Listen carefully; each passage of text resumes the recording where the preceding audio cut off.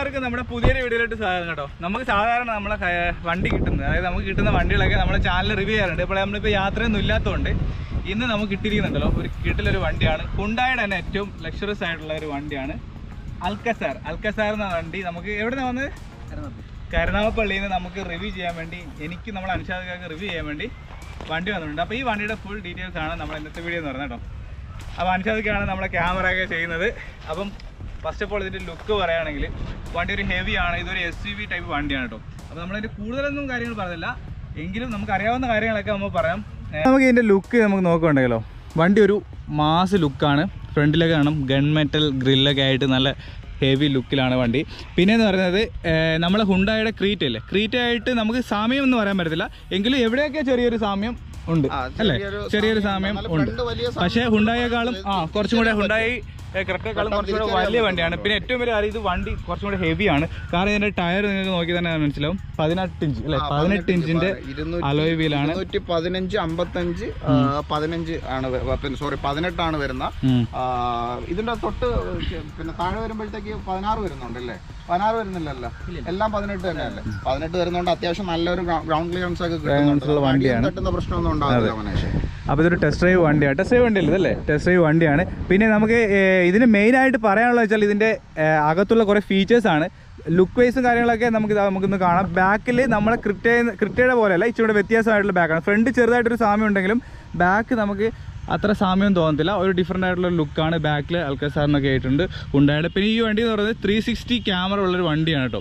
അതുകൂടാതെ ഒരുപാട് ഫീച്ചേഴ്സ് ഉണ്ട്. ആ ഫീച്ചേഴ്സൊക്കെ ഞാൻ നിങ്ങൾക്ക് കാണിച്ചു തരാം. അത്യാവശ്യം സ്പേസും അതുപോലെ തന്നെ ഇതൊരു 6 സീറ്റ് ഓട്ടോമാറ്റിക് വണ്ടിയാണ്. അപ്പോൾ ഇതാണ് ഇതിൻ്റെ ഓവറോൾ വ്യൂ എന്ന് പറയുന്നത്. ഇനി നമുക്ക് ഇതിൻ്റെ അകത്തൊക്കെ കയറിയിട്ട് അതിൻ്റെ ഡീറ്റെയിൽസ് ഒക്കെ നിങ്ങൾക്ക് കാണിച്ചു തരാം.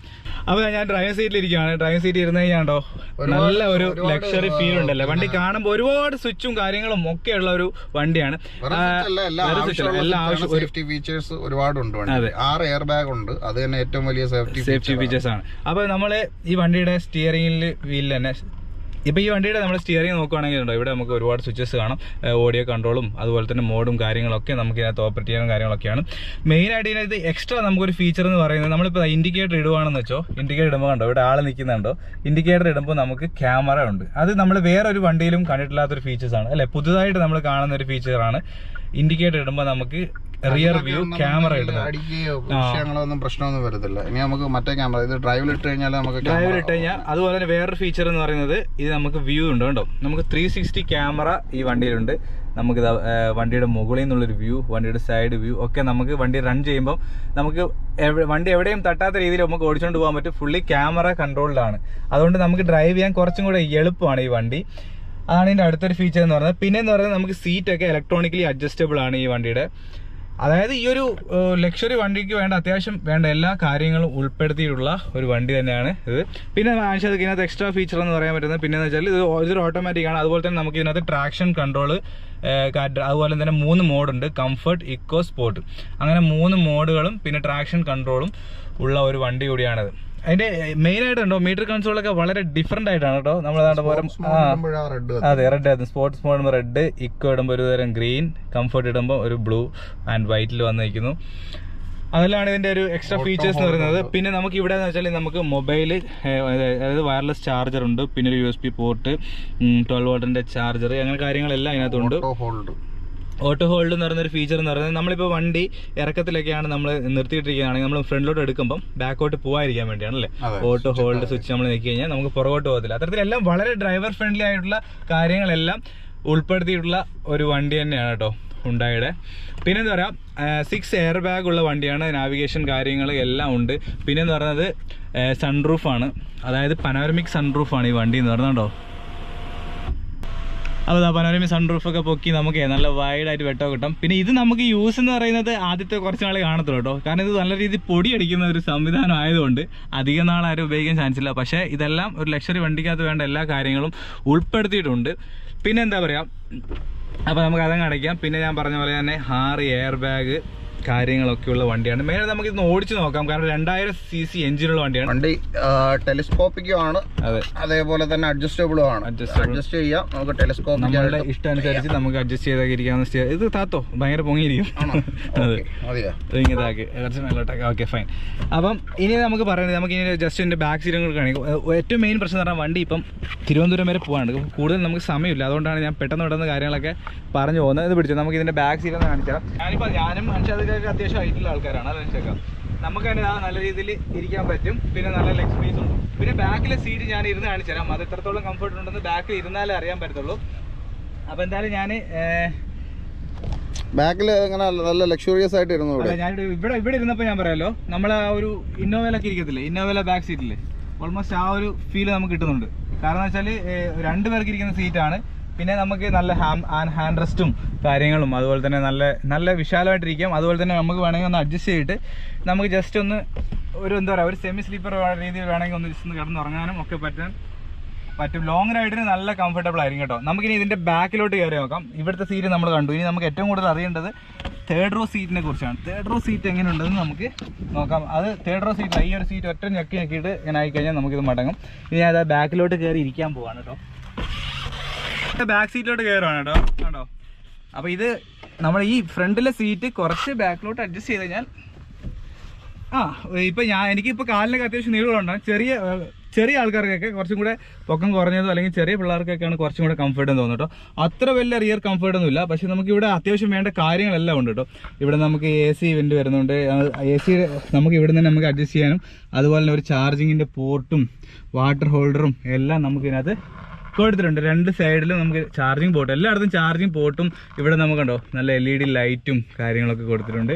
അപ്പോൾ 3rd റോ എന്ന് പറയുന്നത് അത്ര വലിയ ആൾക്കാർക്കൊന്നും ഇരിക്കാൻ പറ്റില്ല. അത് പൊതുവേ എല്ലാ 7 സീറ്റ് വണ്ടികളുടെയും അല്ലേ ബാക്ക് സീറ്റ് എന്ന് പറയുന്നത് ഒരു എക്സ്ട്രാ സീറ്റ് അല്ല, അത്യാവശ്യം പിന്നെ ഒരു 10-15 വയസ്സുള്ള കുട്ടികൾക്കൊക്കെ വളരെ സുഖമായിട്ടിരിക്കാൻ പറ്റുന്ന രീതിയിൽ പറയാൻ പറ്റത്തുള്ളൂ. വലിയ ആൾക്കാർക്ക് പൊതുവേ ഇത് പിള്ളേർക്ക് വേണ്ടിയാണ് കൂടുതൽ യൂസ് ചെയ്യുന്നത്. എങ്കിലും അത്യാവശ്യം ചെറിയ സൈസുള്ള ആൾക്കാർക്കൊക്കെ ഇരിക്കാൻ പറ്റുന്ന ഒരു 3rd റോ സീറ്റും കൂടെയാണ് കേട്ടോ. അപ്പോൾ ഇതൊക്കെയാണ് വണ്ടി. അപ്പോൾ നമുക്കിനി വണ്ടി ഒന്ന് ഓടിച്ച് നോക്കിയിട്ട് അതിൻ്റെ കാര്യങ്ങളൂടെ പറയാം. അപ്പോൾ നമ്മൾ വണ്ടി ഓടിച്ചു നോക്കാൻ പോട്ടോ. അൻഷാദൊക്കെ അങ്ങ് ഒരുപാട് ബാക്കിലോട്ടാണ്. നമുക്കിത് ഇലക്ട്രോണിക്കലി തന്നെ അഡ്ജസ്റ്റ് ചെയ്യാൻ പറ്റും. നീ എന്നെക്കാളും ഹൈറ്റ് ഉള്ള ആളല്ലേ, എന്നിട്ട് നിനക്ക് അത്രയും ഞാൻ ഓരോരുത്തർക്കും ഓരോ ഡ്രൈവിംഗ് പൊസിഷൻ ഉണ്ടല്ലോ. ഞാൻ കുറച്ച് അടുത്തിട്ടാണ് ഓടിക്കുന്നത് കേട്ടോ. നല്ല ബാക്കി ഇട്ട് കാരണം വേറെ ഒന്നല്ല, നമുക്ക് ഇനി എത്ര വലിയ ഡ്രൈവർ ആയാലും അവന്റെ സീറ്റ് കംഫർട്ട് അല്ലെങ്കിൽ വണ്ടി ഓടിക്കാൻ പാടാണ് അല്ലേ. അത് അപകടം വരുത്തുമെന്ന് വേണമെങ്കിൽ പറയാം.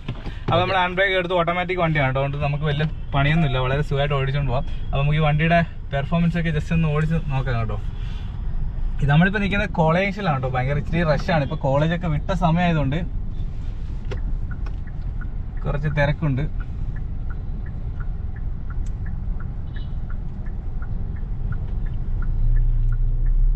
അനേഷേ പോണ്ടേ, എതിരെ നിൽക്കുന്ന ആരാന്ന് നോക്കുന്നത്.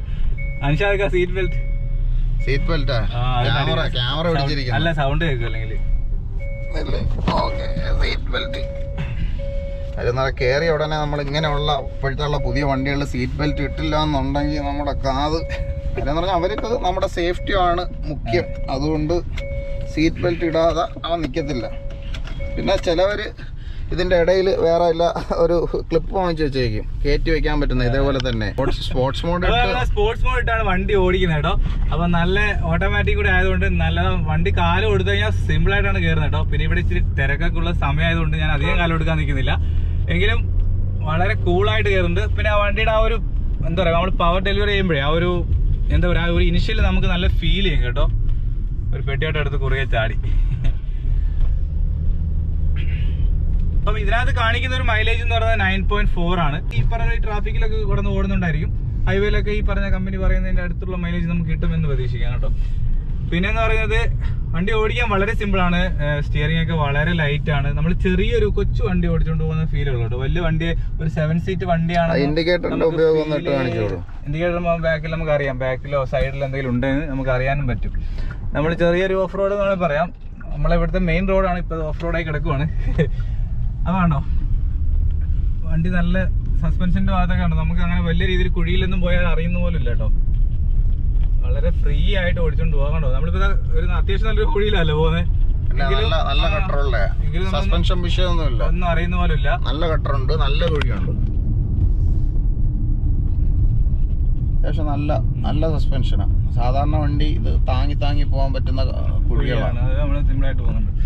പിന്നെ പറയുന്നത് എന്താ പറയാ, നല്ല പവർ ഡെലിവറി കേട്ടോ. നല്ല വണ്ടി കാലെടുക്കുമ്പോണ്ടല്ലോ ഷൂ എന്ന് പറയാം, ആ ഒരു സൗണ്ട് നമുക്ക് ഫീൽ ചെയ്യും അല്ലേ. വണ്ടി നല്ല എഞ്ചിൻ ഇങ്ങനെ എടുത്ത് ചാടുന്ന ഒരു ഫീൽ കേട്ടോ. നല്ല കുതിച്ചാണ് വണ്ടി പോകുന്നത്. മൈലേജ് ഏകദേശം ഒരു 15 കിട്ടുന്നുണ്ടല്ലോ കസ്റ്റമേഴ്സ്, 15 കിട്ടുന്നുണ്ട് എന്നാ പറയുന്ന കസ്റ്റമേഴ്സ്. കാരണം വെച്ചാൽ ഇത്ര വലിയ വണ്ടിയല്ലേ. അതെ 2000 cc അല്ലേ വണ്ടി, 2000 cc വണ്ടിയാണ്.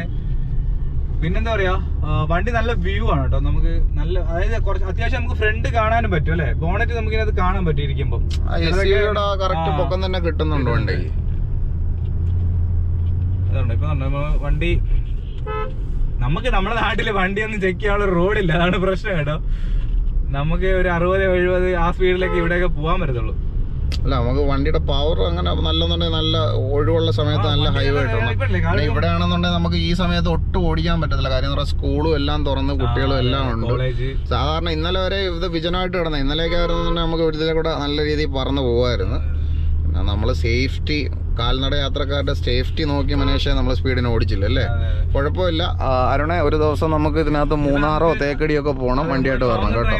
കൂടുതൽ നമുക്ക് അറിയാൻ പറ്റും. നമ്മളിപ്പോ കുറച്ച് കിലോമീറ്റർ ഓടിയിട്ട് പറയുന്നതല്ലേ.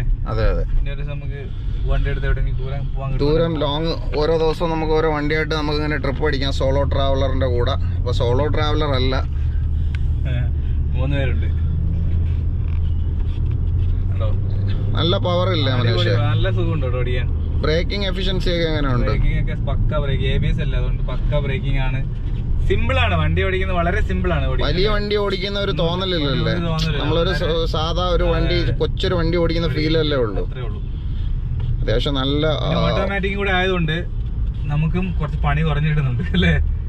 ട്രാഫിക് ഇതുപോലത്തെ നമ്മളിവിടെ ഓട്ടോമാറ്റിക്, ഇനി വരുന്ന കാലത്ത് അല്ല, ഇതിപ്പോ നമുക്ക് ഇപ്പൊ അഥവാ ഇപ്പൊ ഒരു മാനുവൽ ഓടിക്കാൻ ഇഷ്ടപ്പെടുന്ന ആളാണെന്നുണ്ടെങ്കിൽ ക്ലച്ച് ചവിട്ടി ഗിയർ മാറണ്ട, ഗിയർ നമുക്ക് ഷിഫ്റ്റ് ഇത് ഗിയർ പാഡിൽ ഷിഫ്റ്റ് ഉണ്ട്, പാഡിൽ ഷിഫ്റ്റ് യൂസ് ചെയ്തിട്ട് നമുക്ക് പ്ലസ് ചെയ്ത് മൈനസ് ചെയ്ത് ഗിയർ മാറ്റി ഓടിക്കാൻ പറ്റും. നമുക്ക് ഓട്ടോമാറ്റിക് ആയിട്ട് ഓടിക്കുന്നത് കുറച്ചുകൂടെ നല്ലതല്ലേ. കാരണം എന്നാൽ ആ ഗിയർ മാറുന്ന ഒരു ഫീൽ കിട്ടത്തില്ലല്ലോ ഇതിനകത്ത് മറ്റേതുപോലെ. അതേപോലെ കിട്ടത്തില്ല എങ്കിൽ തന്നെ നമുക്ക് അത്യാവശ്യം പെട്ടെന്ന് ക്വിക്കായിട്ട് നമുക്ക് ഇപ്പൊ RPM കയറ്റി ഇറക്കം ചെയ്യണമെന്നുണ്ടെങ്കിൽ പാഡിൽ ഷിഫ്റ്റ് നമുക്ക് യൂസ് ചെയ്യാം. അപ്പൊ അതൊക്കെയാണ് നമ്മളെ ഹുണ്ടായി അൽക്കാസാറിന്റെ ഡീറ്റെയിൽസ്. നമ്മളങ്ങനെ കൂടുതൽ അങ്ങനെ ഭയങ്കര ഡെപ്ത് ആയിട്ടൊന്നുമില്ല. വണ്ടി ഇറങ്ങിയിട്ട് ഇപ്പൊ ഒരു 6 മാസമായി കാണത്തില്ല അല്ലേ. 6 മാസത്തോളായി. അതിനുശേഷമാണ് നമ്മൾ ചെയ്യുന്നത്. അതുകൊണ്ട് നമ്മൾ കൂടുതലായിട്ടൊന്നും പറയില്ല. നമുക്ക് നമ്മൾ ഓടിച്ചുള്ള ഒരു സാധാരണ രീതിയിൽ അല്ലെ, ഒരു സാധാരണക്കാരൻ പോയി വണ്ടി റിവ്യൂ ചെയ്ത് എങ്ങനെ ഇരിക്കും, അല്ലെങ്കിൽ വണ്ടി ഓടിച്ചു നോക്കിയുള്ള എക്സ്പീരിയൻസ് ആണ് നമ്മൾ ഷെയർ ചെയ്തത്. അതേപോലെ തന്നെ മറക്കണ്ട, നമ്മുടെ പോപ്പുലർ ഹ്യുണ്ടായില് നമ്മുടെ അരുണിന് നിങ്ങൾ വിളിച്ചു കഴിഞ്ഞാൽ ഏതൊരു വണ്ടിയുടെ ആണെന്നുണ്ടെങ്കിലും നിങ്ങൾക്ക് അതിന്റെ ഡീറ്റെയിൽസ്, വില, ഈവൻ നിങ്ങൾക്ക് വീട്ടിൽ വേണമെന്നുണ്ടെങ്കിൽ ടെസ്റ്റ് ഡ്രൈവ് കൊണ്ടുവന്ന് തരും അരുൺ. നിങ്ങളെ സെയില് നല്ലൊരു സപ്പോർട്ടും കാര്യങ്ങളും തരും അരുൺ. സെയിൽസൊക്കെ അത്രയും നല്ല രീതിയിൽ സെയിൽസ് ഒക്കെ ചെയ്യണമെന്ന് താല്പര്യമുള്ള ഒരു വ്യക്തിയാണ്. അതുകൊണ്ടാണ് നമ്മളെ തേടി കരുനാഗപ്പള്ളി, കൊല്ലം, നമുക്ക് ത്രൂ ഔട്ട് കേരളത്തിൽ എല്ലായിടത്തും ഉണ്ട് അല്ലേ. ഓക്കെ, അപ്പോൾ ഓൾ കേരള ലെവലിലുള്ളവർ വിളിച്ചു കഴിഞ്ഞാൽ അരുണിന്റെ ഡീറ്റെയിൽസും കാര്യങ്ങളും തരും. അപ്പൊ ഈ വണ്ടിയുടെ പ്രൈസ് ഒക്കെ ഞാൻ ഡിസ്ക്രിപ്ഷനിൽ കൊടുക്കാം. അതിന്റെ ഡീറ്റെയിൽസ് ഒക്കെ നിങ്ങൾ ചെക്ക് ചെയ്ത് നോക്കിയായിട്ട്, ആർക്കെങ്കിലും ഈ വണ്ടി എടുക്കാൻ താല്പര്യമുള്ളവർ ചെക്ക് ചെയ്ത് നോക്കിയായി. അപ്പൊ എന്തായാലും ഇത്രയുള്ള കാര്യങ്ങൾ. നമ്മളിന്നൊരു ചെറിയൊരു ഡ്രൈവ് ആയിരുന്നു. അപ്പൊ വീഡിയോ ഇഷ്ടപ്പെട്ടാൽ ലൈക്ക് ചെയ്യുക, സബ്സ്ക്രൈബ് ചെയ്യുക. നമുക്ക് അടുത്ത വീഡിയോയിൽ കാണാം കേട്ടോ. അടുത്ത നമ്മളെ യാത്രക്കായിട്ട് വരും. ബാക്കി ഡീറ്റെയിൽസ് ഒക്കെ ഞാൻ അറിയിക്കാം കേട്ടോ. അപ്പം അനുഷാദ് ഒരു ബൈ പറഞ്ഞത്. അപ്പൊ എല്ലാവർക്കും ബൈ. അപ്പൊ അൽക്കാസാറിൽ ഞങ്ങളൊന്ന് പൊളിച്ച് ഒന്ന് ഡ്രൈവ് ഒക്കെ ചെയ്തു വരട്ടെ. അപ്പൊ നമ്മുടെ എല്ലാ കൂട്ടുകാർക്കും നമ്മുടെ മനീഷ് പറയുന്ന പോലെ ഗുഡ് നൈറ്റ്. ശരി.